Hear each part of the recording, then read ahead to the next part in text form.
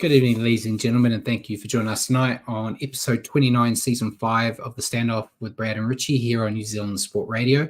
We're here live every Wednesday throughout the season. Evening, Richie. First of all, welcome back after missing last week. The regular season has now come to an end with a couple of one-sided affairs, but it did end on a decent shootout for 8th place. How are you, and what do you think of the round? Hey Brad, yeah, I'm well, thanks, mate. Yeah, I that was an exciting part of the weekend. The battle for that 8th spot. I didn't get to say it last week, but I'll pay a quick tribute to Sean, who's now signed off. I had to get it in once I was back. Yeah, we'll miss you, Sean. I just ended up watching a lot of footage and highlights and whatnot, and yeah, it's sad to know that we won't be getting to see him play live anymore. But yeah, I thought the round was quite enjoyable, and we're at finals footy. It all gets more intense now. Yeah, not as stressful for us with no dog in the race, at least. No, true. Yeah, while we're here live on Wednesday evenings at 8 p.m, you can also catch our show at your convenience on iHeartRadio, Spotify. Just remember to search for New Zealand Sport Radio. As always, we're going to cover everything you need to know in the week that was rugby league, including our top stories of the week. We'll then do a review of the round 27 matches. We'll then stop and answer some questions from you guys, as well as some questions we've got from each other. We'll then preview finals week 1 and make our picks before ending the night with a quick recap of Super League. I see Bjorn's here and wants to talk about the tipping. We don't need to talk about the tipping this week, I think. I think we can leave that. Sounds like you've slid a little bit down the ladder, Brad. I thought my picks went okay in the weekend for what happened, but yeah, I keep sliding. I've never performed so badly in my life. So remember to send us comments and questions throughout the show, and we may as well jump straight into the top stories, Rich. Sounds good. I tried to cut them down a bit, but the first one is the big one of the week. Josh Adokar. He allegedly returned a positive cocaine test and a roadside drug test over the weekend. Gus Gould originally came out on the Twitters and denied these claims, but as more information came to light, the story kind of changed a bit. In that process, Josh Adokar has stood himself down while everyone waits for the results of his second test in a bid to not be a distraction to the Bulldogs finals campaign. I asked at work, and I can't stand myself down, so don't try it at home. Doesn't work. It sounds there's been bits and pieces flying everywhere. It's really hard to bundle it all up, mate. But it sounds dodgy to me to say I'm going to stand myself down. I understand that to not be a distraction, but surely if you know that the test is going to be negative, you'd just play on, wouldn't you? Yeah. I'm not saying it's coming back positive. It's all we've got. No. Got We're time. Speculating. We're speculating. If you know 100% in your heart you're innocent, wouldn't you just say, "I'm not going to get stood down. I'm going to keep playing"? It certainly sounds dodgy. Not entirely surprising. White powder scandals in rugby league kind of go a little bit hand in hand, but yeah, you got to think there's something there for him to stand himself down. It's in sports in general. It's pretty common practice for players people to be stood down awaiting B samples. Yeah. Patrick Tuipulotu was sent back. Remember when Ireland beat the All Blacks in North America for the first time? Tuipulotu wasn't there because he'd come back because he'd had an A sample fail. The B sample passed, and he was okay. So it's not unusual for people to stand down awaiting the second test. Yeah, I get it. It just sounds fishy to me. But yeah, it's been interesting watching Gus with it because Gus made the most politician way of a player lied to me without saying that he lied. He said he misinterpreted the situation and basically And Jacko said Gould probably would have given him a choice, stand down or we'll do it. Yeah, I was actually chatting to a few people about it because Gould actually came out quite stern about what the NRL needed to do to Latrell. So he has to, he's painted himself into a corner, not saying that he wouldn't be harsh on Addo-Carr if this proves to be a failed test. But yeah, it is going to be interesting times.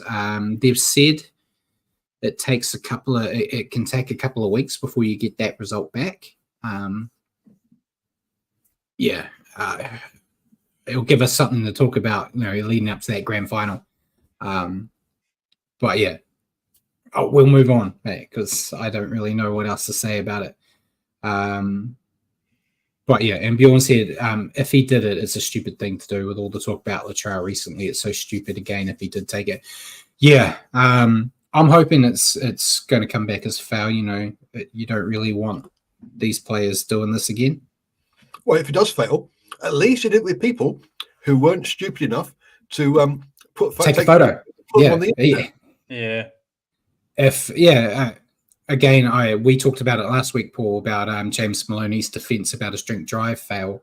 Is that he wouldn't, if it is positive, he wouldn't have got caught if it wasn't for the driving, the police on the sides of the road. He would have got away with it. If it wasn't for those stinking coppers. But we'll talk about it more once we've got more info. So those damn pesky kids. Yeah. So we'll move on to Wayne Bennett. Wayne Bennett's spoken out in his post-match after his team's loss in the final round about the bunker, saying that he believes it will cost someone in the finals and thinks they should just get rid of it entirely. I've got part of his quote. He had quite a big quote, and I don't want to take up too much time, but he said, we, being the Dolphins, shouldn't have been here tonight having a playoff twice this year. We've had tries taken off us in incorrect situations that the game then admitted to that cost us games. Before I go to you, welcome to our life. I can't be critical against Wayne because I've been on the show complaining about the same thing for my team, so I understand where he's coming from. The NRL CEO, Andrew Abdo, hit back at those comments, saying that he thinks it's ridiculous to consider a sport not using technology to make decisions in regards to just getting rid of it.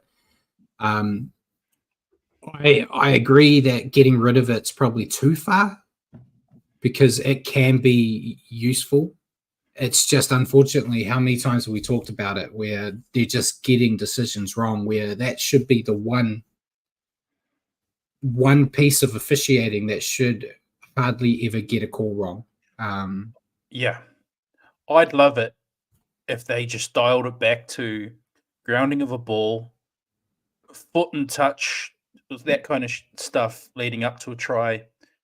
Leave the obstruction alone. If the ref didn't call obstruction on field, that's what it is. And it'd be great if they could come up with some kind of forward pass technology, but see, the forward technology, I understand it, but they can't. Well, look at what they're getting wrong now. You imagine you start throwing forward pass options into their team. I know it becomes murky, but the obstruction stuff is just so hit and miss, and sometimes one thing is obstruction and other times it's not, depending on who the team is. And but we think, I don't think it was last week, it might have been the week before, because I'm pretty sure you're on with me when there was the talk that there's going to be a big overhaul in terms of bunker and officials and stuff. So there may be already discussions in place behind the scenes to improve these things. We can't discuss it until we actually know what they're going to do, if they even know what they're going to do at this point. But thought it was a good thing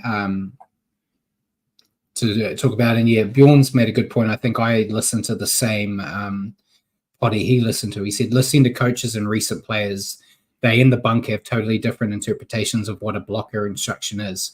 If they could clear that up, we'd have less issues. I can't remember what show I listened to that talked about it, but they basically said what the players and the coaches see and what the officials are seeing are two different things. But if they could meet in the middle, it would be a lot easier. Perhaps that's something that we'll see improve next year when the players and coaches have kind of got a better understanding of how the refs are calling it. whether it's right or wrong is kind of, not the point.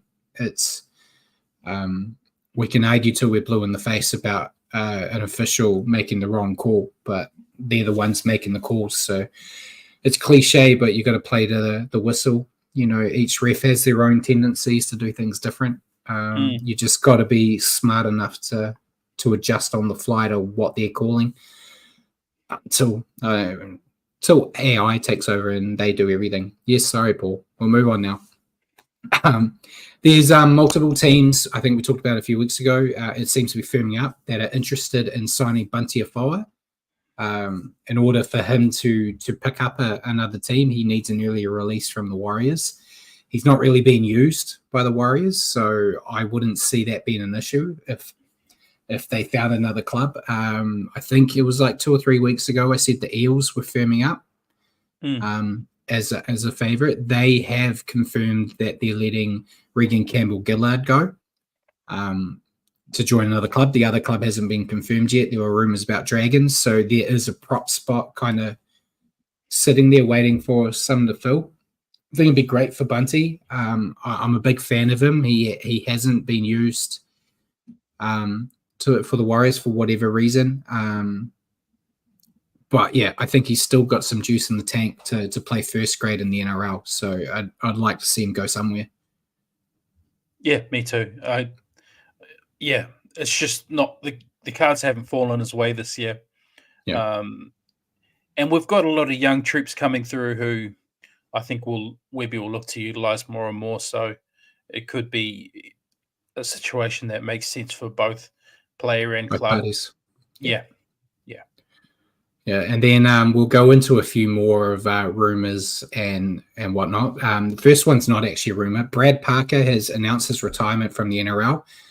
Kind of a repeat of what I said last week with Paul when Aaron Woods retired. I thought Brad Parker had already retired. But good luck on whatever he decides to do next. I know I've seen a lot of the memes about him going to buy an evil lair on an island, like the character he looks like in Simpsons. But hit and miss, I'd say, career-wise. He had some good moments, had some bad ones, but yeah, good luck wherever he goes next. You've got any fond Brad Parker memories? Not really. No? Yeah. No. We talked about it a bit last week. We almost confirmed it that Corey Horsburgh was going to be a Tiger in a 2-for-1 deal to get Royce Hunt and Corey Horsburgh. He's had a meeting with Ricky Stewart. Whatever was going on behind the scenes between the two of them seems to have been cleared, and the Big Reds decided to stay on with the Raiders until the end of his contract, which I think his contract didn't end until 2027, so he's got like another 3 years with the Raiders. Yeah, it's good to see. On that? I think the way he played in the weekend, I think, sealed the deal. And he's got that in him. We know he's got that in him. He, like the past couple of years, he's been up there good enough to become a rep player.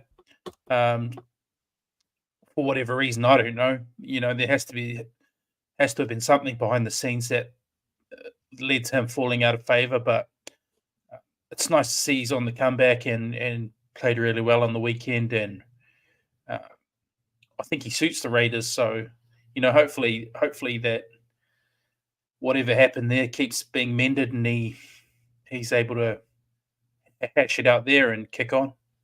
Yeah. And there's been a lot of noise recently that the Broncos are interested in signing Christian Welch from the Storm. The Storm are apparently open to contemplating and letting him go to release some cap space. Could be a handy pickup for the Broncos in a team full of youngsters that I feel like they need a bit more experienced heads out there. I think, hindsight's a beautiful thing, but I think letting Kurt Capewell go was a disaster for them. With all those youngsters, they need some grumpy old men out there running around, and Adam Reynolds doesn't seem like the type that can keep the young boys in line when push comes to shove. But for sure, I even heard Bunty's name thrown in the hat as a rumor around them. So they must be looking for for someone in the middle. And Yeah. I think that their depth when Payne Haas was injured, they've had a few forwards drop out throughout the year, and then when it did, their depth was exposed quite a bit. Yeah. I think they need to add a couple of troops in there to shore that up. Yeah, and then lastly, before we get into the Warriors Awards night signings and everything, the NRL announced that the 2024 Premiership season was officially the most attended NRL season in history, with a record 3.9 million crowd attendance. I didn't get the stats, but I saw today as well that I think Fox announced that it was the most viewed season on television as well. So it's great. Yeah. I think it also helps that we talked about all year. It's been one of the tighter seasons in some time, despite the minor premiers sealing that up with a couple of weeks to go. But yeah, 3.9 is great, especially the Warriors as well, selling out every home game this year, which was the first NRL club to ever do it, and massive crowds everywhere. So yeah, look, I mean, for in an age where people are supposed to be turning off and just watching clips and highlights, to have record viewerships of live games and record people turning up is going against the grain of a lot of sports. So fantastic, and shows the power of sport, which is great to see. Yeah, I think the showing up in person is more impressive as well, because it is so hard to get people to go to the games. I'm a different kettle of fish because I go to all the Warriors games, obviously, but I have friends that don't, and I can see the appeal of not going, sitting at home, not getting wet if it's raining, spending what you'd spend for a can of beer at the stadium. You can buy a box of beer at home. There's a lot of positives, but I'm still going. You have friends? I mean, look at your room. I'm one of those friends, Paul. Don't be mean to him. It shows what you're like him. You would have gone to all the games of the season as well if you lived in Auckland. Yeah, I would have. That's but true. Live sport can still be a desirable thing to get along to. I think if people get the game day experience right, and that's something I think the Warriors put a lot of work into, and it shows with the selling out every week. I'm going to answer that question now, Paul. Bjorn there said, do you get free public transport with your Warriors tickets like we do here in Suncorp? I don't know. I don't think so. I think the train maybe is, do.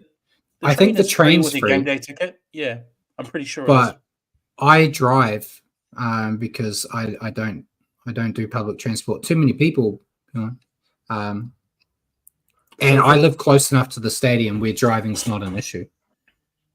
Yeah, so from memory, when doing going to Blues and Auckland games and All Blacks games at Eden Park, specific buses and specific would be, but it wasn't a blanket one. So you wasn't which if you live on that particular bus route, great. Also, where I lived in because you had to change trains at Britomart, it was quicker to drive and easier to park. I mean, at the end of the day, it was just easier to do that than it was to get the trains. It wasn't worth the extra. Hassle to have two beers. Just have one. Sometimes it's easier to park over at that abysmal stadium that you like so much, Paul. It's not that I like it; it's just where the people were playing. It's a crap stadium. I agree. When the Warriors played there, though, I believe we had trains. We could just jump on the train. And it's not our public transport's not as good as it is over there, mate. So driving's still the preferred option for me, anyway. But anything else you want to add there, Richie? No. All good. All right. So the Warriors had their awards night on Sunday. I just grabbed all the award winners. Didn't get invited. I didn't win. There was a competition for members that renewed before a certain time would go in the draw to be invited. I didn't win that either. I'll send a DM to Cameron George next time and just ask, can I please come? and see what happens. But we got, I've got all of them. So I've got Jersey Flegg New South Wales Cup as well. Jersey Flegg's Emerging Player of the Year was Nana Tatafufaki. Team Man of the Year for Jersey Flegg was Alvin Chong-Ni. And Jersey Flegg Player of the Year was Harry Durbin. Harry Durbin's the only name that's familiar there for me. I've heard big props on the kid. So hopefully that comes up well for us. New South Wales Players Cup Player of the Year was Moala Graham Tolfa. He also got the Player of the Year. And Eddie Urumia got the New South Wales Cup Team Man of the Year. And then for first grade, we had the One New Zealand Warriors People's Choice Award, which is voted by the fans, went to Mitch Barnett. Jacob Laban got Rookie of the Year. Luke Metcalf got Clubman of the Year. Adam Fanua-Blake got the Players Player of the Year, voted by the other Warriors players. And then Simon Mannering Medal, which is Player of the Year, went to Mitch Barnett. Thoughts on all those awards? Any surprises or ones you'd pick? No massive surprises. I think the Rookie of the Year could have been a pretty tight. Wow. No, yeah. I mean, Could have been anyone. Yeah. We had Halasima. We had Talfa. Talfa. There was a few that were, but Laban, I think, is a solid choice. I think a lot of them are pretty clear cut, though. The Players Player of the Year, Adam Fanua-Blake. It's cool he got that on his way out. Yeah. I don't know. Would RCS count as Rookie of the Year as in his first year back? Even if he was, he wouldn't have got it. Yeah. Like Mitch Barnett and Adam, I could have flipped either of those. I think would have been valuable. When my review finally gets finished, I barely started it for the season. From behind the scenes, for every review I do a 3-2-1, and I keep a tally. Mitch Barnett was surging up that ladder, but Adam Fanua-Blake ended up with the most points from me for the year. So on that record, he is my winner. He started really strong. Mitch Barnett kind of took over the middle, and then as the year was coming to an end, AFB started, edging ahead of him again. But yeah, I wouldn't complain about either of those. I'm really pissed that Barnett got it this year, because in my predictions last year, I said he'd win it last year. So I was 1 year off. But yeah, great to see them there. I saw some pictures. They did a nice farewell. And he said, a prop, what a shock. Sean got it from me last year, so it's not always a prop. But yeah, they did a nice send-off for Adam, Jazz, and Sean as well. So yeah, not the way they wanted to end it, I'm sure, but they can officially sign off on the year now. The year's done. We can focus on 2025. We'll move to signings now, mate. Unless you got anything else you want to add about the awards. No, happy. All right, so it's official now, but we talked about it a little while ago. The Warriors have signed Aaron Clark on a 3-year deal. Anything else you want to add to what we already talked about? We both, if I can recall, seemed happy enough with the rumor. Yeah, no, I'm happy with it. It's a little bit like for like with Jazz, but I think, like we've already spoken about it in previous episodes, probably form trajectory for Aaron is a little bit better than Jazz, and money wise, you got to assume Aaron's not taking a massive paycheck to come here. He's just wanting to come home, so I'm happy with it. Yeah. I have a little guest. Carry on. we have some real sense being talked on the show for a change. Yeah, I know, right? Shut up. Honestly, it's my time to talk. All right. The Tigers have signed Jack Bird on a 2-year deal. We talked about that a bit last week when Richie was away. I'm happy with that signing for the Tigers. What about you, Matt? Yeah, solid. Yeah. I was hoping they'd get Corey Horsburgh as well, but yeah, I think Jack Bird will add something to that team that they desperately need. Yeah, and they've signed a couple of flashy backs for next year. So someone like Jack Bird, a lot of experience. You just hope he stays clear of the injury ward. I assume he's going to be coming in as a centre Yeah, because you're going to have but you'll have cover the Luai back. and Galvin in the halves. Yeah, 100%. But he'll cover the back row as well. He does that. He does that really well. Oh, yeah, so. true. They might use him more in the forwards. Yeah. But yeah, happy with that. Unfortunate news: Griffin Neem extended with the Cowboys. He was one I was quietly hoping would come home, but he already had a deal past next year, so this 1 year deal pushes him out to the end of 2026. Great decision from the Cowboys. I think he's a hell of a talent. Just come home, please. And then we'll end it with the Warriors, mate. The Warriors have announced their first NRLW signing with the news that founding Warriors NRLW player Uppy Nichols is returning to the club after her time with the Raiders. Great signing. Not really a surprise. She was kind of one on a list of ones I expected would return. But yeah, happy. Unfortunately, you got the wrong picture there. But yes, it's good to see a Warrior NRLW player. I don't know if Uppy did it a GIF. And very happy to see it.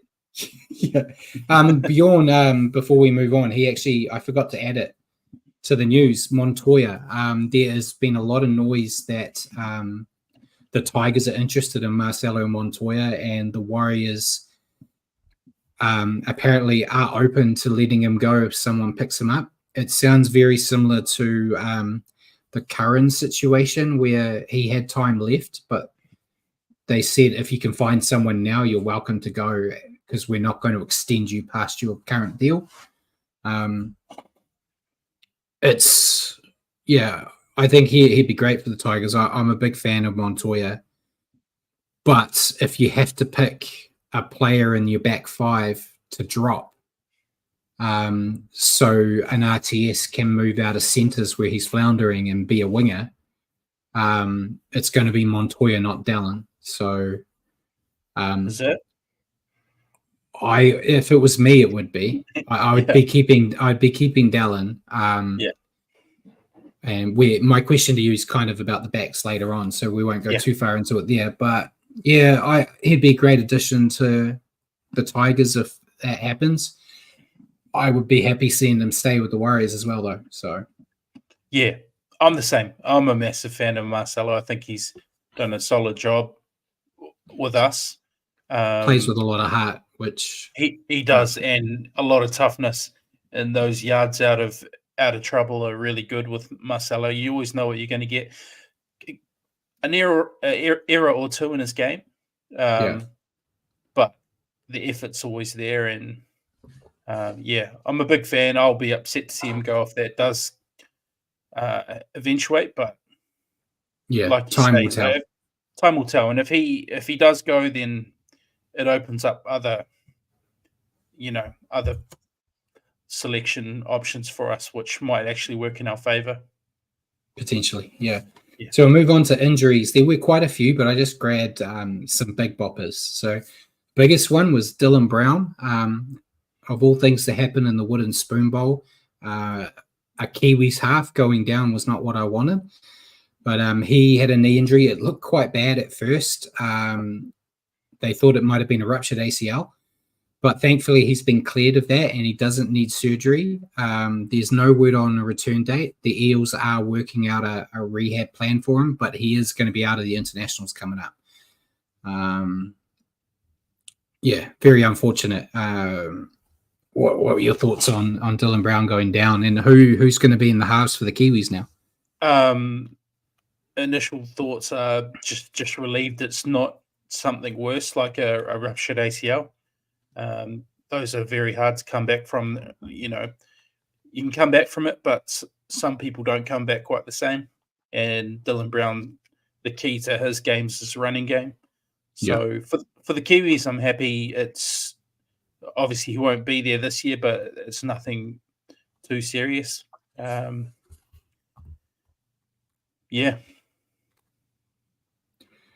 So you got no thought of who's going to be with Jerome in the halves for the Kiwis now? Probably have to be foreign, wouldn't it? That's what I was thinking too. Unless Benji can talk Sean into having one more go. I'm pretty sure Sean's happy to end on how he ended his career. But yeah, Foran seems the most likely to fill in that hole. So we'll find out in a couple of weeks when Stacey names his first team. Will Penasini, also from the Eels, he's got a suspected MCL. Apparently it's not too bad, and he's aiming to be back for Tonga's first game in October. So that's good for him. Suafolongo from Storm, he's done a hamstring 2 to 3 weeks, which the wrong time of year for him, unfortunately, but thankfully it's nothing worse. And for the Storm, they got Pat back, so it's like the perfect timing for those two to switch. And then Tom Hazelton, the big bopper from the Sharks, he did his knee. He's going for scans, but he's in doubt for this week. I was meant to check before we went live if they had named him or not. Didn't seem too bad, but no, he has still been named, I think. No, he's on the extended. So they're giving him every chance to be fit for the game, but might rest him. I think it would probably be wise. You've got a second life, so may as well give him the rest. But he's going to have some work cut out for him to be the top try scoring prop at Sharks next year with that in there.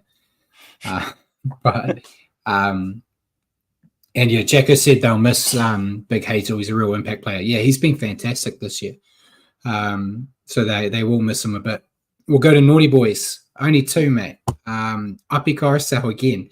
Tigers. I think I saw a stat. The Tigers had 17 or 18 sin bins this year in 27 rounds. Ridiculous. Less than that when you consider they had 3 buys. He got done 3 matches for grade 2 dangerous throw. It sounds like those 3 matches are going to come out of Fiji rather than the Tigers. Just as devastating for Fiji, though. And Jesse Bromwich, he got a 1-match ban for a grade 2 dangerous contact that will never get used because it was his last game. So I feel for him. Well, I don't, because it doesn't matter. The Coruscant one, I think, was not the best looking tip tackle. It ended up in a pretty dangerous spot. Bromwich, I don't know. A lot of players do what he did and sort of dive on the grounded player. I think he was kind of targeting the ball, but maybe a bit of forearm to the face area. So it was fine. Yeah, I didn't see. I didn't see a suspendable offence. I didn't see a suspendable offence. Put it that way. Mate, there was 12 minutes in his career left, and they decided to simbin him. But and then add to it. I feel like there was no point giving him a suspension when you know he's not going to play again. He's suspended forever. Can never play again. So that's it for the news. So we'll move into the NRLW, a quick rundown of the results. Cowboys defeated the Tigers 24-22. Raiders defeated the Dragons 38-34. A stat there for you, mate. In back-to-back weeks, the men's Dragons team had the highest score for a losing team, and then the Dragons women had the highest losing score for a women's team in back-to-back weeks. Bit of stats for the stat monkeys. Great stat.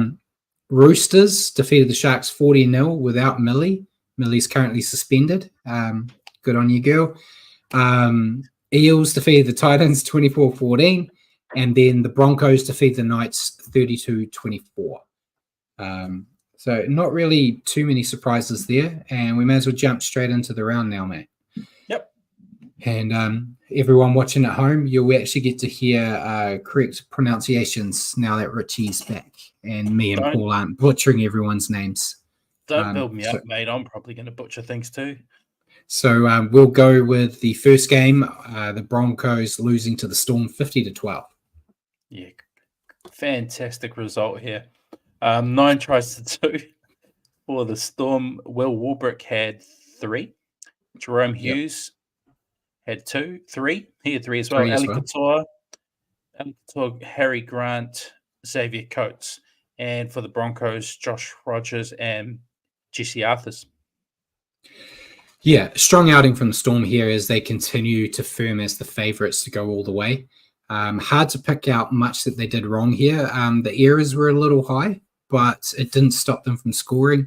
Their attack was very potent, and despite not having a lot thrown at them, they defended well. Storm almost look unstoppable right now. And then Paul brought up the stats here. Missed tackles, Broncos 45, Storm 17. Your thoughts on the Storm? They did what I thought they'd do, and they finished the Broncos season in brutal fashion. I enjoyed it very much. Their attack was very strong again. Their defense is normally pretty good. But yeah, they're looking very sharp heading into finals. They're going to take some stopping. Yeah, and Paul's brought up the error count. Storm, despite winning 50-12, had 13 errors to the Broncos 7. But your thoughts on the Broncos? I thought it was a pretty fitting end to an extremely disappointing campaign from the Broncos. Paper thin defense and lacking in all of the effort areas. Try again in 2025. See how they go. But this year was a write-off for the Broncos. Yeah, terrible effort from the Broncos in their last match of the year at home as well. But it looked like this team gave up weeks ago. Attack was lackluster and their defense missed the bus completely. Big patches of this season without their stars didn't help them, but Walters needs to find a way to get this side to believe what he's selling. Otherwise, he may be looking for a new job at some point in 2025. Paul's put down that Will Wilbrook topped the fantasy points with a massive 101. Who'd you go with? I went with Jerome Hughes. I was stuck, mate. There was two guys got hat tricks. They messed with our rule. I wasn't stuck. I just think Hughes has been phenomenal all year, and I'm hoping that he ends up with the Dally M because he deserves it. But we know that the person that deserves it doesn't always get it. But watch James Tedesco get it. Tedesco's another one. I wouldn't scoff at him getting it because he's had a great year as well. But in my opinion, I think Hughes, like Sean last year, really deserves that honor. Yeah, I think he's head and shoulders above everyone in that category at the moment with what he's done this year. When you consider how good the Storm have been, and then you consider how many times their spine wasn't there playing together, and it was him kind of holding it down.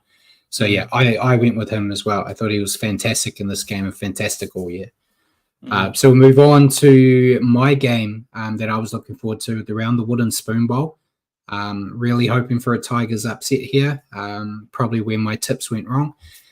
Eels defeating the Tigers 60-26. Well, I was rooting for the Tigers as well, although I didn't tip them like you did. I tipped the Eels. Yeah. I didn't see the 60 points coming. No. But it was 11 tries to 5 for the Eels. Mike Sevo had 2. Deja and Arcee. Brendan Hands. Will Penasini had 2. Bryce Cartwright. Clint Gutherson had 2. Regan Campbell-Gillard and Joey Lussick. For the Tigers, we had Josh Faladi, Junior Tupou, Latu Fainu, Isaiah Papali'i, Charlie Staines. Yeah, well, it was clear to see that the Eels really didn't want that spoon. They dominated the Tigers in the final hour of this match after a tightly contested starting 20. Tore the Tigers apart with their attack and took advantage of the Api Coruscant Simbin to run away with the game. A horrible year, but a good performance to end the season. They can now focus on climbing that ladder in 2025. Yeah. Where's this Eels team been hiding all year? They started to show themselves a little bit at the end of the year, but again, this week they show they have a team that's more than capable, but have just severely underperformed this year. And this one, they look very slick, though, to run up 60 points against any team is good going, but especially in the Spoon Bowl with, avoiding the wooden spoon on the line. Yeah. Yeah. And before you talk about the Tigers, as Bjorn said, a prop was 100% off the kicking tee as well. Yeah, good to see Regan Campbell-Gillard get given a conversion attempt. Yeah, that's what he hit it beautifully. It was a beautiful kick. Your thoughts on the Tigers? Hang on, but wait. Why wasn't he given his own try to kick off? He was given. It's kind of like he scored the try in 68 minutes. Give him that one to kick. Not Joey's later. They were still trying to make sure they secured the win. They had flashbacks of what happened in that Dragons game where the Dragons came back and almost beat them. I don't think they were being run down somehow, mate. You never know. But yeah, your thoughts on the Tigers? I honestly expected a little more from the Tigers in the Spoon Bowl. But what they delivered was an effort that sums up the last number of years for the Tigers. And they seemed to get worse the longer the game went on. So we know next year with the cattle they got coming in, hopefully it's enough to lift them off where they've been for the past few years. But yeah, another forgettable year for them. Yeah, well, they can't get any worse until the new team gets brought in. That's what they keep saying. Yeah.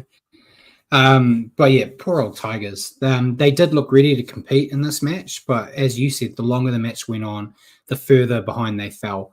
They attempted to get back into the contest early in the second half, but then that sin bin kind of sealed their fate. Third spoon in a row for the Tigers, but as you also said, they've got good recruits coming in next year, so you would hope improvement will be on the cards. Bryce Cartwright, top with fantasy, with 73. He's who I went with. I gave Mike Osevo the nod last week. I didn't want to do it again. But yeah, Bryce Cartwright I thought was great. I think he may have led with line breaks. I could be wrong, but yeah, I thought he was outstanding. Who'd you pick? I went with Sevo this week. I think he's been on. What happens when you didn't show up last week, mate? Well, he's been on a mission the past couple of weeks. He's fighting for a job.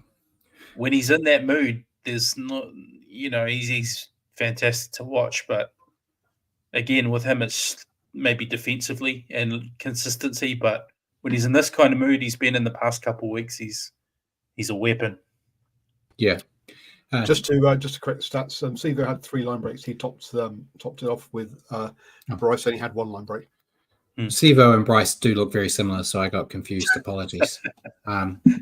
We'll move on to the next game, which was the Roosters defeating the Rabbits 36-28. Yep, 7 tries to 5 for the Roosters. Shall I have a crack at this, Brad?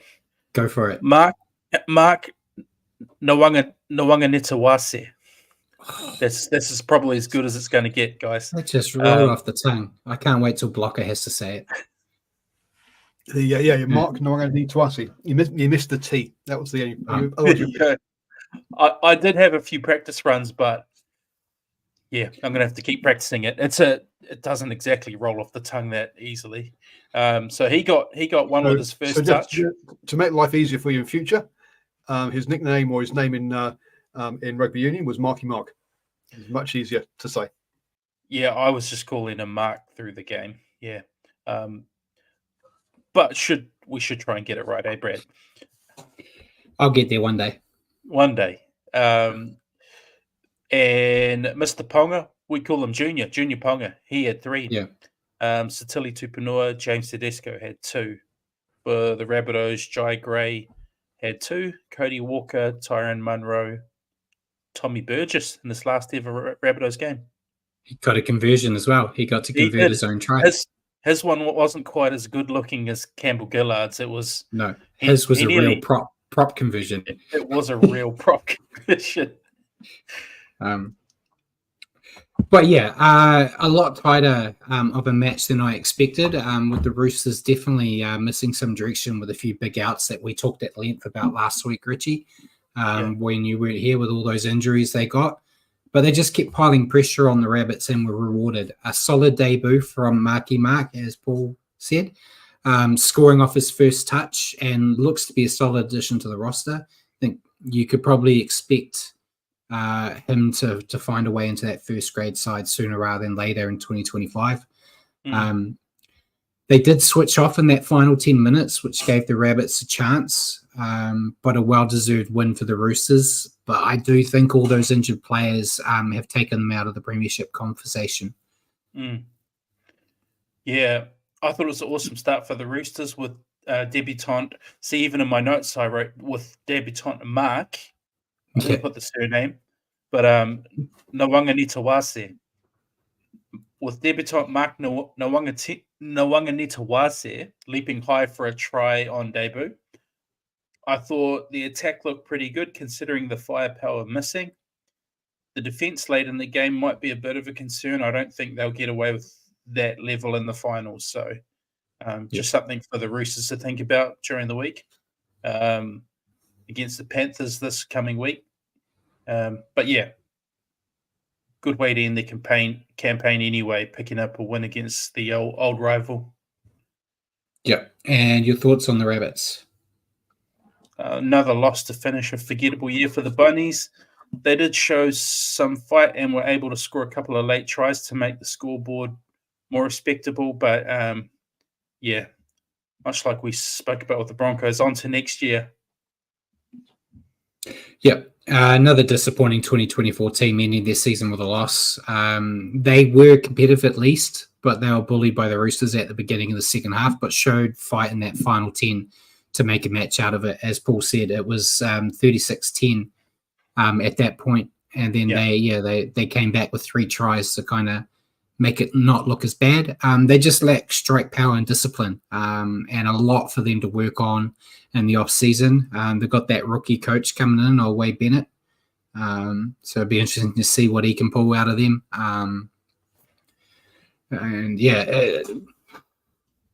Rinse and repeat what we're going to say about a lot of teams in this review about getting ready for next year.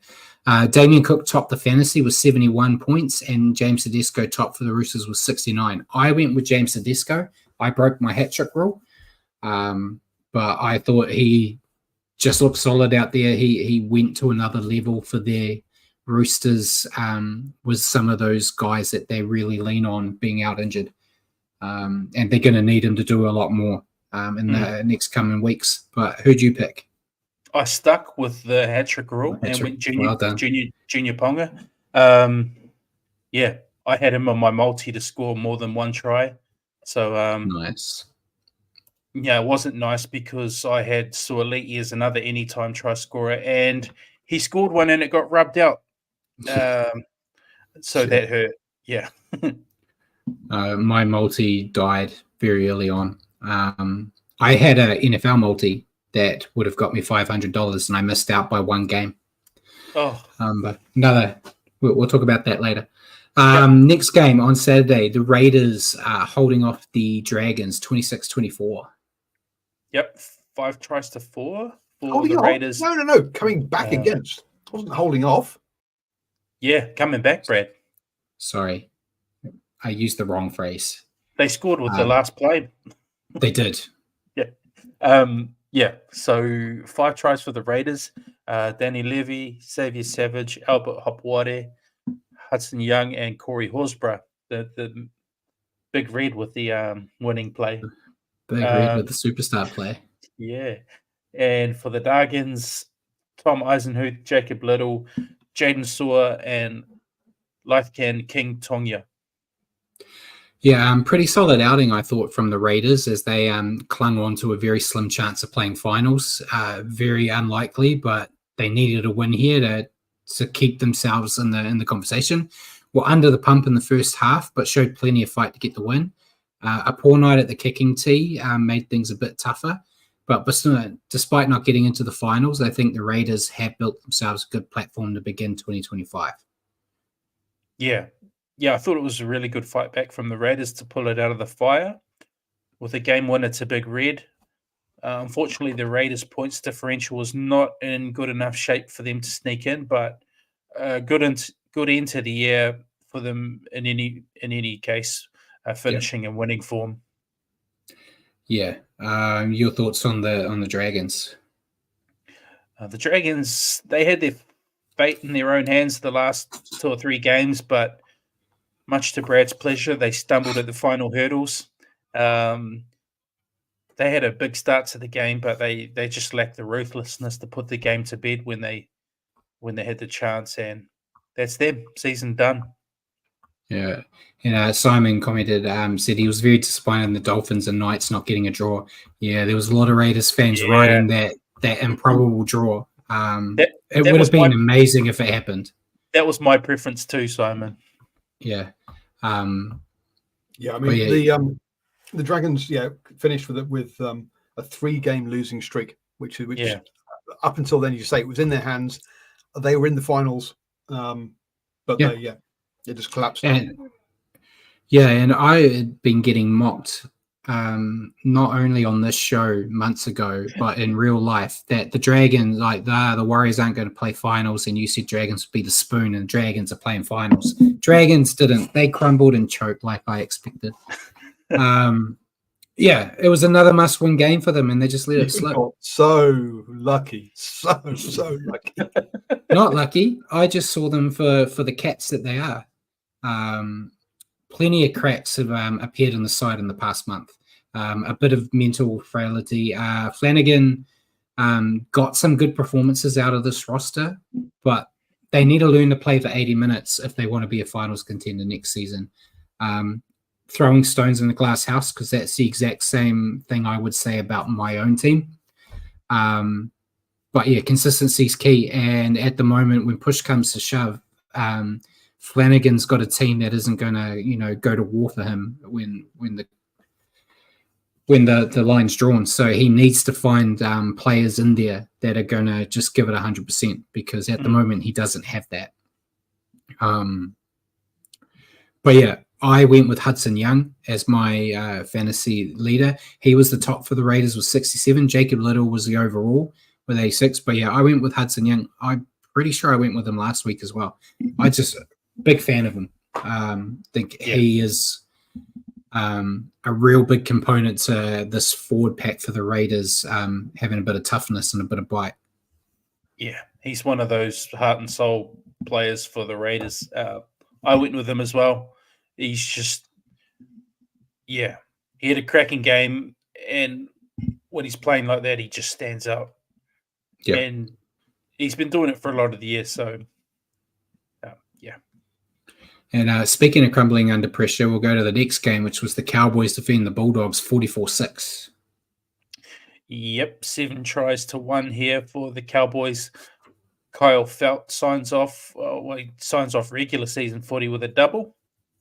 Hylam Lukey, Scotty Drinkwater, Val Holmes, and Murray Taulangi had a double as well for the Bulldogs, just the 1 try to Toby Sexton. Yeah, strong display from the Cowboys here. Never let the Bulldogs into the contest. Their attack was on fire, and they just kept firing shots at the Doggies line and silenced that home crowd who have not been used to watching their side lose at home. Had been the finals team I keep forgetting about. But the Tigers are a very dangerous team on their day. Could make waves in the finals if they keep this form up. That's a bit like the Dragons. They are a really good team when they want to be, and then you look the team what they did here, and then you look at them when they played the Warriors, right? What did you call them though? He called them the Tigers. He called them the Tigers. He did. Did they? Yeah. Well, that's how forgettable they are. I don't even have that in my notes. What do they do? You said Tigers. It's the Bulldogs. I know. I'm not disputing it. I'm letting the podcast people know. One stat that really jumped out: completion rate of the Bulldogs 63%. That is very low. Yeah, right, because they're a rubbish team. That's why. Your thoughts on the Bulldogs? The Cowboys. Sorry. Cowboys. Yeah, one of the Cowboys' best games of the year. We know the Cowboys have a lethal attack when they're on form, but defense would be very pleasing for Todd Payton leading into the finals. Only conceding the 1 try. It's good. It's a really good confidence booster for them heading into a sudden death game. Yeah, and your thoughts on the Doggies? it's just another reality check for the Doggies heading into finals. They never looked in this one for one minute, and they'll be hoping that they take some lessons from the past couple of weeks and are able to turn it around and put in a big effort in week one of finals. Otherwise, it's going to end up one and done. Man, they're done. They are gone burgers. On that one, yeah, they hadn't lost at home until the last 2 rounds of the season, and they've lost both their last 2 home games of the season. It's yeah. Technically, you know the rule. Technically, they lost 3 at home, Paul. But yeah, Doggies have hit a massive speed. There you Yeah, never. Doggies hit a massive speed bump in the past 2 weeks, experiencing back-to-back losses at home. Lost some strike on the edges, but their forward pack was exposed here, which has been their weakness all year. We've always talked about they've got no middle. If you hit them there, they crumble. Their defensive structure just falls apart. And it's exactly what we saw here. The Cowboys just bullied them up front. They have been the darlings of the 2024 season, but it looks like they may have peaked too early, which I know he's already left, but would have been like almost 2 months ago. Jacko was already saying that they've peaked too early, they're going to fall apart. So I am expecting them to not make it out of the first week of finals. But then you could say, are they going to lose 3 games at home in a row? You know, I don't know. But they're facing to the people who they lost to the week before, right? Yeah, it's the match. Exactly. Yeah. Hylam Lukey topped fantasy with 70. I went with him as well. I think he had something like 6 or 7 line breaks, Paul. I think you already called me out for my lie in the Eels game, but I think I might be accurate on this one. I've got him as 4 on the NRL's official website. What 4 is almost like 6. You know, he had a stormer. He was running cracking lines. Yeah. He's really found. We've been talking about drugs and stuff, so there. Look, let's lay off the cracking, okay?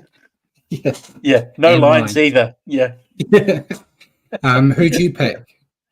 I went with Val. I was going to go with Hylam Lukey because he was in some sublime form, but yeah, Val got a try as well, and 8 from 8 from the tee. He's just not missing at the moment.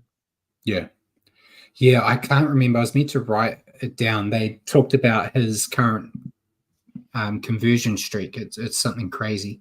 Yeah. But yeah, he was fantastic too. He's really giving it all he's got before he moves on. But yeah, fantastic game from them. Move on to one of the more surprising games of the round, I thought. Panthers defeating the Titans 18-12. Yep, 3 tries to 2 for the Panthers. Brian To'o, Dylan Edwards, Luke Garner. For the Titans, Jaden Campbell and Lofikan Pereira. Yeah, not the best outing from the Panthers here, but as I've said many times this year, when push comes to shove, the Panthers just know how to get the result, regardless of margin. A bit error-prone here and there, but you can expect a more polished performance from them this week, now that they're in finals and the return of Cleary. A nice send-off for future Warrior James Fisher-Harris prior to kick-off too. Yeah, that was nice. Don't have a lot more to add to what you said, Brad. They did enough to grab. You never do. Yeah. Oh well. Let me go first then. they did enough to grab the result. Not vintage Panthers. You could argue their form doesn't look as threatening as it has the past few years, but we know they find another gear this time of year. So I'm expecting them to do it again. Yeah, and your thoughts on the Titans? See, this is where you get to go first. Yeah, thank you. Yeah, good effort from the Titans to run the Panthers close. For the Titans, like to sum up their season, it's just narrowing the gap between their worst games and their best games. As some weeks they look like world beaters, others they just look awful. They weren't bad here at all. They pushed the Panthers hard, but yeah, it's just the consistency thing. I think Des will have to work hard on in the off season. Yeah, the Titans can't be accused of not giving it, not having a dig. Season was well and truly over, but they did their fans proud by giving it 100% here. Usual issue with them, though, errors in discipline, basically. if they can bring this attitude and fight into 2025, and like you said, improve, that margin of error between a good game and a bad game, improving those basics, then they could cause some issues. As long as it's not the Warriors, they Normally ruined that's us this year. Yeah. Beat us twice and beat us quite convincingly. But yeah, I went with Isaiah Yo as my player of the round. He also topped with fantasy pool set. He got 68. Yeah, me too. Yeah, just he's a great leader in their pack, and has done a lot of good link work with Cleary not there. Yeah. Oh, he's fantastic. He's had a great year as well. Yeah. Moving on to the first game on Sunday, the Sharks defeating Manly 40-20. 7 tries to 4 for the Sharks. Sione Katoa, Ronaldo Molitalo had 2. Jack Williams, Daniel Atkinson, and Britta Nakora had 2. For Manly, we had Tommy Talau, Clayton Faulalo, Haumale Alakuatu, and Tolatau Kola. Ooh, that was tricky. That was tricky. Sharks put on a statement performance here, and they needed to with their top 4 honours constantly questioned, including from me. A good performance against a team missing some firepower, but they can't help who they face. Too many penalties conceded, which could cause them issues in the finals. Despite the strong effort here, I still just don't see them going deep in the finals. Your thoughts on the Sharks? Yeah, I thought it was a great effort from the Sharks to put away the dangerous Sea Eagles pretty convincingly in the end. And it was the perfect time to put in a big one, to put the other contenders on notice. But I'm a little bit like you too, Brad. I don't know that I see them going, maybe to a prelim, but I think I think that's cool. There's still going to be a 2 and out. Prelim max for me. Prelim max. I don't see them going any further. Yeah. Your thoughts on the Sea Eagles? But hang on. No one sees anyone else going further than prelims than the Storm and the Panthers, okay? So that's not bad. That's a good finals team. If you're going to say, hey, they're going to get all the way to the prelims, come on, it's been harsh to say, they're a bit of a crappy finals team. They can't get to the final itself. Richie thinks they're getting to prelims. I don't see them getting past getting to prelims. I think they'd be lucky to get to prelim. Yeah, I think they lose this week, and I think they lose next week. For me, we'll see. We'll see what happens. Who knows? They might come out. They could beat Storm this week and throw everything out of whack. They might win the comp. Yeah. I went with Brighton Nakora. Oh wait, no. Did we talk about Manly yet? No, we haven't. We haven't. Let me talk about Manly. Paul distracted us. Stop it, Paul. Your thoughts on Manly, please. I thought it was competitive first half from Manly. Unfortunately, when the Sharks found another gear, Manly couldn't go with them. Missing some firepower, like you said, Brad, especially Turbo. We all know what a massive difference he makes to their side, and I expect them to be ready to go step it up come this week. Yeah, Manly didn't do too much here wrong, to be honest. They just lacked the attacking boost that Tommy Turbo gives them. Defensive structure was a bit lackluster, but this loss could set them up for a big bounce back this week. And yeah, Brighton Nakora topped fantasy with 87. Oh no, hang on, what? We can't go past your wonderful there. They're missing the boost that Tommy Turbo gives them, the turbo boost. Yeah. So, well done, Brad. Yeah. Yeah, I went with Brighton Nakora. I thought it was one of his stronger games this year. He started running those good lines that we were used to seeing him do with SJ. Yeah. And if they can do that more often, they're going to cause a lot of problems. I went with him too. I just noticed I didn't write it down, but you had me panicked there. You had ... as your player. No, I thought he was fantastic. And then we'll move on to the final game, the biggest game of the round in terms of what it meant for finals. Winner goes through.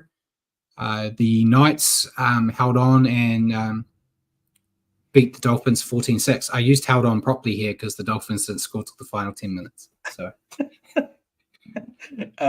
yep, 2 tries to 1 here for the Knights. Brad's girlfriend's husband, Adam Elliott, and Brody Jones. And for the Dolphins, Hamiso Tabuai-Fidow. Yeah, it wasn't a bad try for Madden Boyle, actually. He did well. But really tight match to end the regular season with plenty on the line for both sides. But the Knights just nailed a few more opportunities in this one. Kept on the right side of the ref's whistle and just managed to keep the Dolphins' weapons quiet. Need a big step up this week if they want to keep themselves in the finals race, though. Yeah. I think the Knights finished off the year nice and strong and have been rewarded with a spot in the 8. Ponga has found some of the form of last year, which makes a world of difference for them. So, yeah, who knows? If Ponga fires, they could be a big problem. But the other side of the coin is they might end up like what happened to them in the finals last year. I can see that happening as well, where we finished them off pretty convincingly. Sorry, my typed question was wrong, but that score by Dolphins, does that make it look closer than it really was? It was 14-0, so a 3-score lead after the hour mark. Surely the Knights had this one under control. It wasn't really that close, was it? I think the Dolphins might have got a couple of decisions go against them as well, which... Yeah, it was still really close, and they have the firepower where they've got the hammer, which the hammer can score you 2 tries in a couple of minutes out of nowhere. And yeah, that sin bin kind of deflated them a bit. But yeah, it was still close despite the scoreline at that point. And the Knights know how to slip things and slip on banana peels at the best times too. But yeah, your thoughts on the Dolphins? A sad end for the Finns, who started the year so strongly, only to fall off again late in the year when their depth got tested. Similar to last year, probably just a little later in the season where the fall off started. It'll be interesting to see how they kick on next year after Bennett leaves. Man, you're just copying what I write, mate. I'm going to stop putting my notes down before I give it to you. No fairy tale for the Dolphins here. They had their chances, but crumbled a bit under pressure with some schoolboy errors and terrible discipline. Not the way they would have wanted to send Jesse Bromwich out, but that's football. You don't always get the perfect ending. New era starts for them in 2025, and it will be interesting to see how they go under Christian Wolf. Depth has been their issue from the start, and we saw that again. They kind of went downhill when Jeremy Marshall-King got injured. That's when the wheels fell off. Flegler as well. They lost some troops this year. They really did. So you got to feel for them. Oh, 100%. And we said it last week on the show. I don't know if it was Paul who asked it or if it was someone watching asked, who do we think is going to win? And I said, I think the Knights are going to win this game, but I want the Dolphins to. Yeah. I think Dolphins making the finals would have been a nicer story. Yeah. But I just thought the Knights would get the job done. And they did. Paul said Kalen Ponga led fantasy with 81. I went with Ponga. He got all the kicks. He was injecting himself into the game. Hard to put him away. And Bjorn said they also lost Sullivan as a recruitment manager. He'll be a big loss. Yeah. Isn't he with the Knights now? I think. Oh, I don't know. Is he? I think he's with the Knights. Don't quote me on it. I don't really keep track of that little ogre.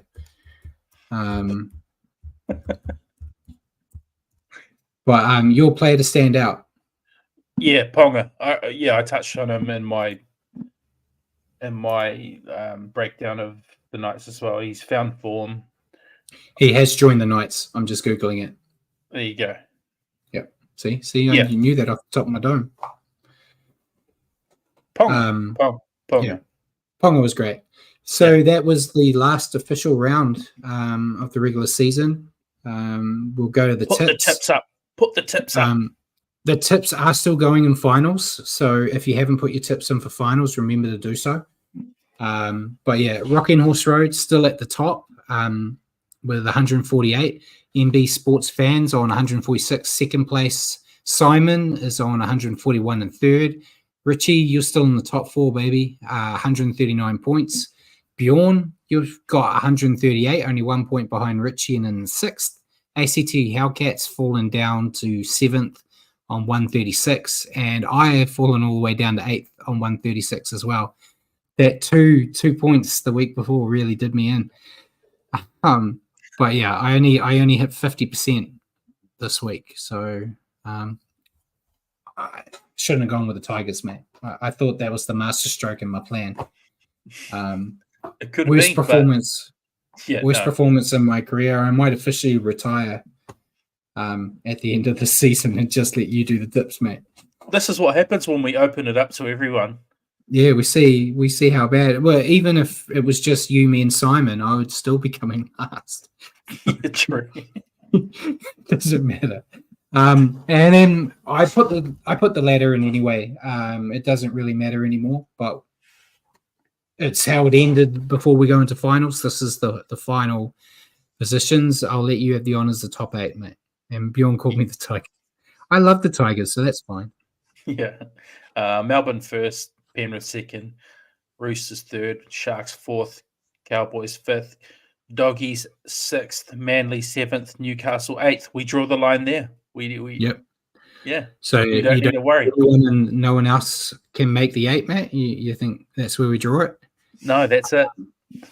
Then we go for all the teams that have missed out on finals this year. The Raiders, that win moved them to 9th. Dolphins lost, moved them down to 10th. Dragons moved down to 11th. Broncos stayed where they were at 12. Warriors 1 point behind them at 13. Titans are 14th. Eels are 15th. They moved up after that win in the Spoon Bowl. Rabbits moved down to 16th, and Tigers stayed where they've been for the last 3 years and dead last. Biggest disappointment for me, obviously, Warriors not making the 8. Second biggest disappointment is us not finishing above the Broncos. Just one more win would have done it. I got told to let it go. Here we go again. If we got that win over the Bulldogs like we're meant to, we would have been on 27 points and be 12th. Yeah, above the Broncos. Above the Broncos. I'm looking at it. I don't have my predictions here. I've got Paul's because I did ours on a spreadsheet. Paul gave them while we're here, so I wrote them on a piece of paper that I've held on to on this desk since we did them. So Paul had Panthers first, Storm second, Broncos third, Warriors fourth, Rabbits fifth, Sharks sixth, Knights seventh, Roosters eighth. So Broncos, Warriors, Rabbits all didn't make the 8 at all.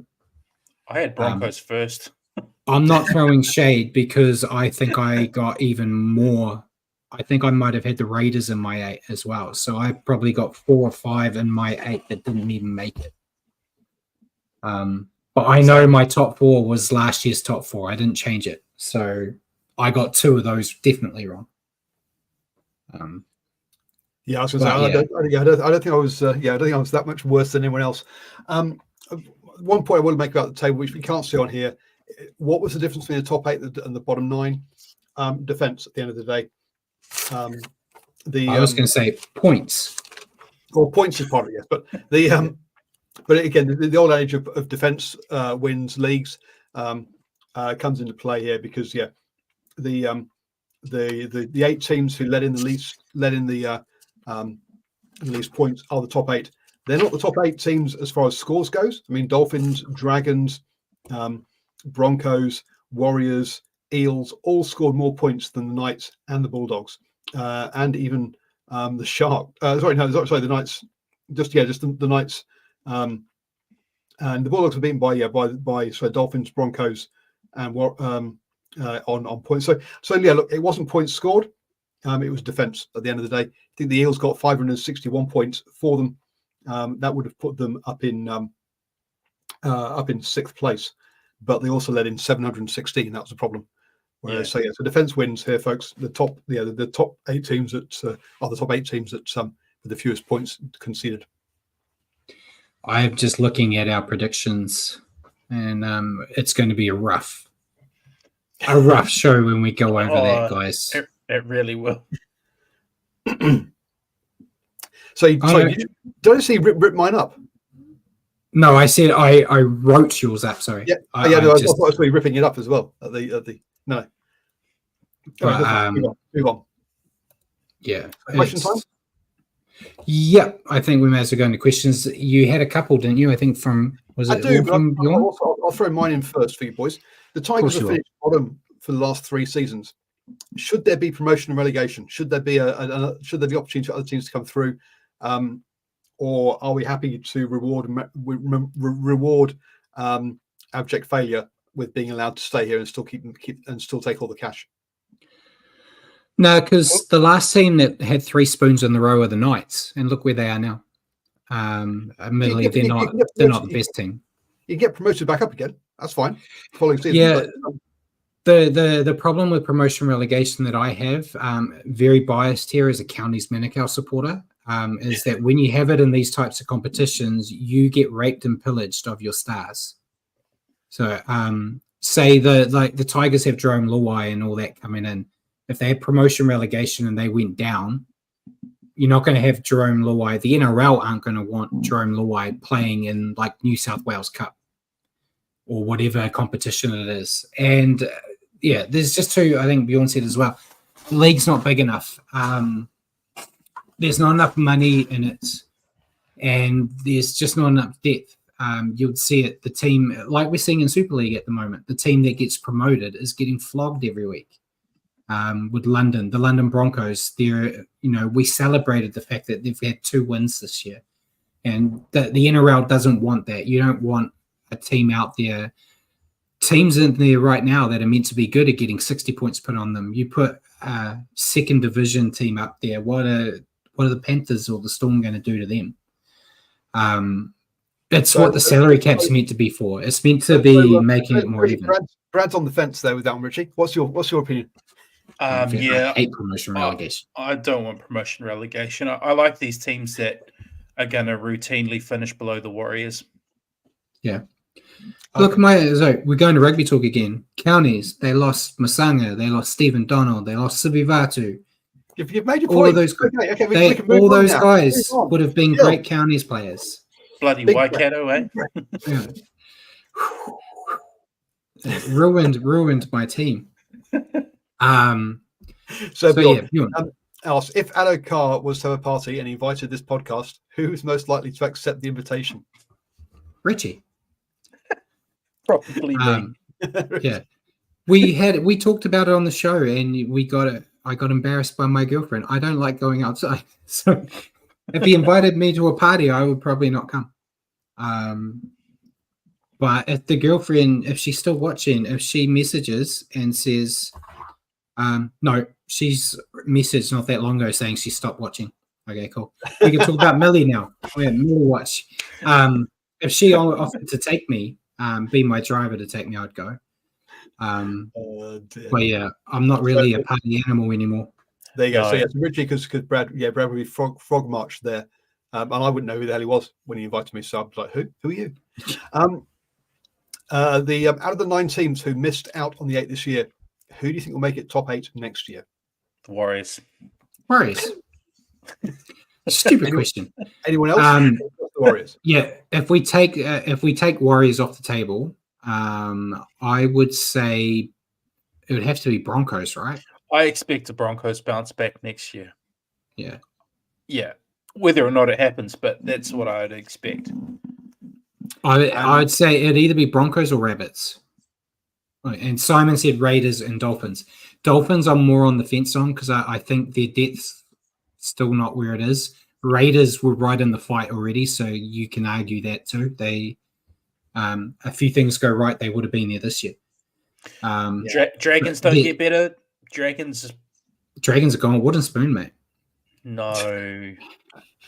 Dragons have got some good players coming in, so there's you could argue 4 or 5 of those guys could be up there. It's going to be tight. It's going to be super tight again. That's what I think. If the Panthers win the grand final, whoever they beat in the grand final, we are out of the 8 because that's just the pattern that happens. Bless Sorry, you. you can see the Storm potentially being out the 8, even if they. No, That's just the pattern, Paul. Every grand final the Panthers have won, the team they've played have not made the 8 the year after. Every single one. That pattern will break if it's that pattern will break if it's the Storm, but I don't honestly see the Panthers beating the Storm, and that's going to be stuck on the Panthers' record that they've been every grand final they've been to in this dynamic run. Every time they've faced the Storm, they've lost because they lost the first one, finally made it that the Storm didn't get there and won them, and then they get the Storm again. I think the Storm are going all the way. You don't think Bunnies are a shot with Bennett coming back in? Yeah, that's what I said. Bunnies have an option too, depending what Bennett does. And so I'm said all credit to Melbourne being the most successful expansion side for rugby league in the world. And it's great. They're in a part of Australia that does not give two shits about them. They win it. People like I don't know. Did you watch the AFL on the weekend? It's crazy how successful they've been. Admittedly, there's a few asterisks on their history, but at the moment, you can't sit there and say they're cheating the cat with the team they have. No, their team looks very balanced now. It's just the groundwork, and we forgot to even mention it. That win in the weekend was Bellamy's 400th win as a coach. He was already second. He was already second on the ladder, but that's a great number to get. No, as Simon points out, 97,000 fans went to watch Melbourne teams play in the playoffs at the AFL last weekend. I mean, it's just AFL is just so dominant there; it's unreal. And the Storm's biggest crowd is normally when they're playing the Warriors over there. Admittedly, that's usually Anzac Day, but even when it's not, all the Kiwis come to watch the Warriors. Sure. Even on Anzac Day, you've still got Collingwood playing at the MCG with 100,000 people in there. So so we kind of didn't really answer that. We just said everyone. I think if you run that list, you look Tigers we're not expecting to, Eels, Titans, and you don't think the Dolphins basically. You also don't think the Dragons, whereas Richie gives the Dragons a chance. But I think the more interesting question is who's going to drop out, then who's going to be able to make it in. There you go, Bjorn. Shit question. Here's the real question: who's going to? Because generally the normal trend is usually only one or two teams from the year before drop out. It's been a bit more this year, but so go on then. I'm trying to think. Knights, Knights, doggies. I think the doggies are a flash in the pan, mate. They don't have. They've copied the Warriors, so they had their amazing fairy tale season this year, and then it's all going to fall apart next year, like it did with us. I don't know. They're not bringing a 40-year-old in to play a position he's never played before, like we did. So who knows? It's a great discussion, but it just goes to show how tight the NRL is, which is great. Yeah, would be blown apart if some idiot did promotion relegation though. But the doggies won 5 games by less than a score. It was, you say they came out of the right side more times than they didn't. The same thing being a Warriors defender as well. How many games they lost by within a score as well, where you flip that it could change. It's not how it is. But who's to say that happens to the Bulldogs next year? Where because those tight games, if they fall down the other way. You asked a question. All right, Richie, your question to me, mate. What is the biggest lesson you think the Warriors need to take on board from this year to get us back to being a contender in 2025? Roger's not a centre. No, I think I've harped on a lot about it in my written reviews. It's defense after adversity. That's the biggest red flag with them. They have patches where they defend well. The moment they give away a silly penalty or make a silly error in their own half, generally the other team scored straight away. So they need to be able to back up their mistakes with a stronger defense. If they do that, they're going to win a lot more than they lose. What about you? Yeah, well, I agree with you. I think that's a good answer, Brad. That's an area we've been pretty weak in this year. But I was going to say just mental application. Yeah. So many times this year we kicked out to a lead and just seemed to button off for whatever reason. But it's just staying in the fight for the as long as we can without clocking off. It's been a frustrating trend that we've just seen happen over and over this year. I can't remember how many times we kicked out to a 12-0 lead and then wound up 4 or 5. Yeah, 4 or 5 multiple will times. Yeah, so just getting over whatever mental barrier is there that it's prevented us from being ruthless and just closing the game out. That has to be addressed. Yeah, definitely. And yeah, Bjorn, do we get Brad's amazing question from last week tonight? Been waiting a week. We do. I had an amazing question for Richie, and then he didn't even show up. Sorry, mate. Go on. It's not that great. We really built it up far too much. We're winding back the clock a little bit, Matt. We got a glimpse of C&K and Ali as centers in the Warriors' last game, as well as we also had RTS, Berry, and Pompey in previous rounds. If you were in charge, who are your Warriors centers in Vegas? Okay, so for me, I'm assuming. Let me assume that Montoya's gone to the Tigers. Okay, I'm not considering RTS a center. He can shift out to the wing. I'm not even considering RTS a fullback. He's a backup fullback. RTS is on a wing. Tuapiki is at fullback. I just love what I see with him. I'd like to see him get a shot at that gig full time. What have we got to lose? Every time he's been put into that position, he's done a really good job. And then your centers are going to be fought out between Berry, Pompey, Ali Leotawa, and Chance. So I think. I just want who you're picking in Vegas, mate. Just two. Let me get to it. I'm going to go C&K and Berry. Thank you. It wasn't that hard, mate. Done. Move on. Thank you.